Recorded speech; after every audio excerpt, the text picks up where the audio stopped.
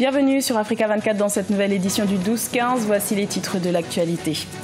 La réforme du système partisan se poursuit au Bénin. Le premier grand bloc de l'opposition s'est formé le 15 décembre avec le congrès extraordinaire du parti Union sociale libérale mené par l'homme d'affaires Sébastien Adjavon. La coopération entre la Chine et l'Afrique ne cesse de se renforcer. Le continent africain compte en partie sur la Chine, son premier créancier, pour combler son déficit en infrastructures de près de 93 milliards de dollars par an. Et la 6e édition de la convention Youth Connect a réuni plus de 2500 jeunes participants au Rwanda. Un programme pour sensibiliser les jeunes Rwandais expatriés aux valeurs nationales et aux différents programmes de développement qu'offre leur pays d'origine. Au Bénin, la nouvelle réforme du système partisan se met en place après la formation début décembre de 2 grands blocs politiques proches de la mouvance présidentielle. Le premier grand bloc de l'opposition s'est formé le 15 décembre, un rassemblement piloté par le parti Union sociale libérale, favorable à une liste unique de l'opposition pour les élections législatives de 2019. Reportage de notre correspondant Lefty Ounou. Au Bénin, le parti Union sociale libérale de l'homme d'affaires et politique Sébastien Adjavon a tenu samedi 15 décembre 2018 son congrès extraordinaire de mise en conformité aux dispositions de la nouvelle charte des partis politiques. Le parti a enregistré de nouvelles adhésions de membres fondateurs. Il s'agit entre autres de la Renaissance du Bénin El Soglo, le Parti social-démocrate El Golou. Ensemble avec l'USL, nous allons pouvoir répondre aux attentes de nos populations qui veulent avoir un visage unifié de l'opposition. Tout sauf talent, Michobéa. La seule solution, c'est l'union. Le Conseil national du parti FCBE, tenu le 8 décembre 2018, a fait une proposition de porter la liste unique de l'opposition. Cependant, la question de la forme que prendra la participation de l'opposition aux échéances électorales de 2019 peine à être claire. La conformité à la loi de la République ne signifie pas que nous devons rester divisés. Le parti politique de tous ces Béninois silencieux s'appelle l'opposition. Point barre. Pour rappel, les congressistes ont recommandé l'adoption d'une seule liste de l'opposition afin d'espérer une majorité confortable aux élections législatives de mars 2019. Les tractations sont engagées dans ce sens.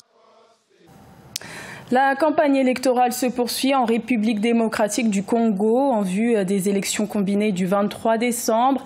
Après des ralliements et des désistements, il y a maintenant un peu moins de 20 candidats qui tentent d'accéder à la magistrature suprême. Et parmi eux, il y a Alain Daniel Shekomba, candidat indépendant dont le projet de société se décline en 12 engagements. Reportage de notre correspondant Jacques Amboka. C'est en termes d'engagement qu'il présente son projet de société pour les 5 prochaines années. 12 engagements qui constituent les grandes lignes de son action. Alain Daniel Shekomba est candidat indépendant à la présidentielle du 23 décembre. S'il est élu, 3 axes sont prioritaires pour ces candidats de 48 ans. La première priorité, c'est le contrôle de l'État, c'est-à-dire la stabilisation de la situation politique et militaire. La deuxième priorité, c'est l'audit général de l'État pour pouvoir évaluer qu'est-ce que nous avons comme ressources en termes de recettes. Et la troisième priorité, c'est le recensement général des Congolais. Parce qu'on ne peut pas bâtir un État si on ne contrôle pas les territoires.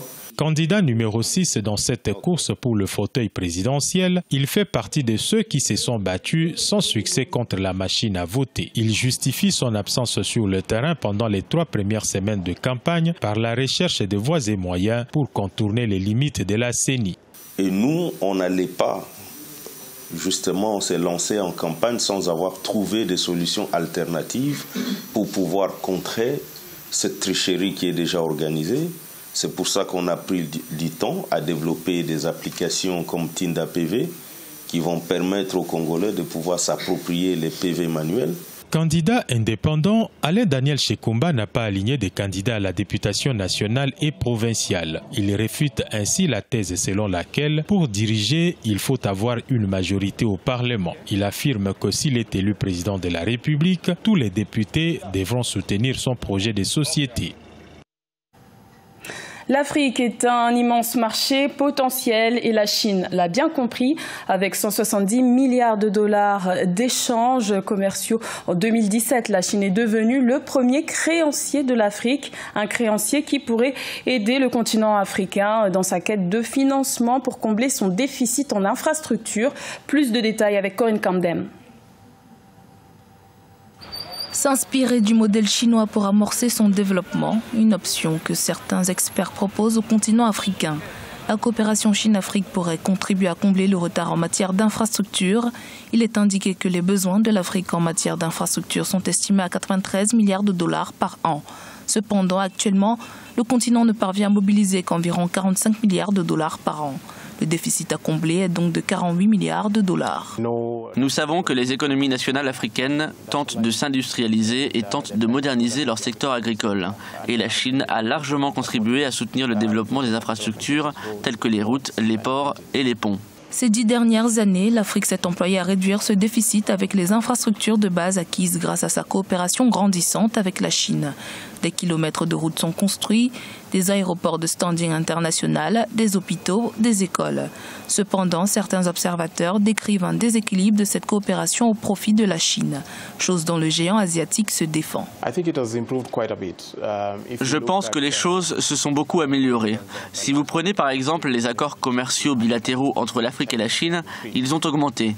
Et il y a eu au moins une aspiration fondamentale à un approfondissement des relations commerciales entre les économies africaines et la Chine. Maintenant, la Chine a pris l'initiative d'augmenter sa consommation intérieure afin que ses importations en provenance du reste du monde puissent augmenter. C'est pourquoi cette coopération sud-sud en cours bénéficiera bien entendu à l'Afrique. Le volume commercial sino-africain a atteint 170 milliards de dollars en 2017 et les importations chinoises de l'Afrique ont augmenté de 32%. La Chine a investi plus de 100 milliards de dollars sur le continent, un chiffre multiplié par 100 depuis 2000. Le Rwanda fait de l'éducation civique des jeunes une priorité. La 6e édition de la convention Youth Connect a réuni plus de 2500 jeunes. Pendant 2 semaines, les jeunes rwandais de la diaspora ont pu découvrir le pays des 1000 collines et ses perspectives d'avenir. Reportage de notre correspondant Fraternda Keisenga. Ils sont plus de 2500 jeunes rwandais à avoir participé à la 6e édition de la Youth Connect Convention, un programme annuel de discussion entre les jeunes rwandais sur différentes opportunités que leur offre le Rwanda. Ces jeunes ont également l'occasion de rencontrer le président de la République et lui poser des questions sur différentes thématiques. Ce que nous voulons transmettre à tous les Rwandais, surtout vous les jeunes, ce sont des valeurs et un caractère de dignité. Et tout commence dès le jeune âge. Il faut que vous compreniez que vous êtes nos futurs leaders et ainsi, vous devez prendre conscience de la tâche qui vous attend. Ces jeunes viennent de clôturer une formation civique de 2 semaines. Pendant cette formation, ils sont sensibilisés aux valeurs nationales et aux différents programmes de développement du Rwanda. Une occasion de mieux connaître leur pays qu'ils n'avaient pas revu pendant plus de 20 ans pour certains d'entre eux. Je suis hors de mon pays depuis 1994, donc ça fait 24 ans. Alors, une fois, l'invitation de monsieur, son Excellence Paul Kagame s'est présenté au Cameroun pour les jeunes qui veulent aller voir le Rwanda. Alors j'ai dit, mais depuis là, moi, je ne connais pas mon pays, je me reconnais être mon pays. Et quand on nous a amenés se promener un peu partout, je voyais le beau paysage du Rwanda et je n'arrivais pas à croire que c'est moi qui a un pays qui est si beau comme ça, dont je ne connaissais pas bien avant. L'une des thématiques abordées lors de cette rencontre était l'entrepreneuriat de jeunes au Rwanda. Ceux qui ont présenté les 5 meilleurs projets d'innovation ont bénéficié des prix, incluant des capitaux pour matérialiser leurs idées. La 9e édition du Festival international du rituel de danse masquée Feridama s'est clôturée ce dimanche 16 décembre au Bénin. L'édition 2018 a mis en avant les masques de la sous-région. classé au patrimoine mondial de l'UNESCO. Reportage de notre correspondant Leftiono. L'esplanade du stade de l'amitié de Cotonou vibre au rythme des danses masquées africaines. Des sociétés de masques inscrites sur la liste représentative du patrimoine culturel immatériel de l'UNESCO y sont valorisées du 12 au 16 décembre 2018. Au nombre des sociétés de masques présentes figurent le masque Zaouli de la Côte d'Ivoire, le Dogon du Mali, le Guélédé, le Bourian, le Zangbetor du Bénin, les masques de feuilles du Burkina Faso, les échasses et les Gongoni du Togo. Chez nous, être sur le bois ou bien être échasse, c'est quelque chose qui est très du vaudou. Donc, nous sommes là pour présenter une séquence seulement de ce qui se fait avec les adeptes eux-mêmes. Ce rendez-vous culturel et cultuel a lieu dans le cadre de la 9e édition du Festival international des rituels de danse masquée Feridama. L'objectif visé est de promouvoir les patrimoines culturels et immatériels africains afin d'assurer et maintenir le transfert des connaissances à la nouvelle génération. C'est aussi l'occasion pour nous de leur expliquer qu'il faut conserver cette société de masques et ne pas les abandonner, ne pas les laisser à ces mauvais antiquaires. Pour rappel, le Guélédé a été inscrit sur la liste de sauvegarde du patrimoine immatériel de l'humanité en 2006 et le masque Zaouli de la Côte d'Ivoire en juin 2017. De nombreux experts militent pour la transmission de ces valeurs culturelles à travers le système éducatif formel et non formel. Ce journal a été réalisé par l'ensemble de la rédaction. Merci de votre fidélité. L'information continue sur Africa 24.